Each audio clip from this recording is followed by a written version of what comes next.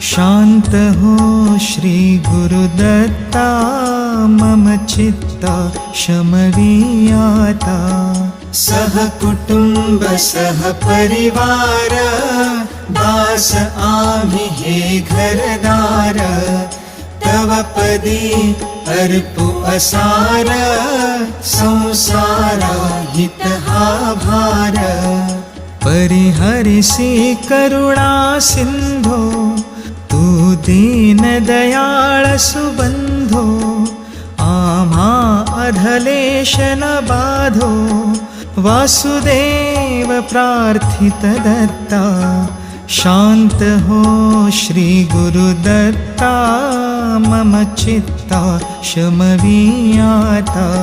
शान्त हो श्री गुरुदत्ता मम चित्ता शमवीयाता।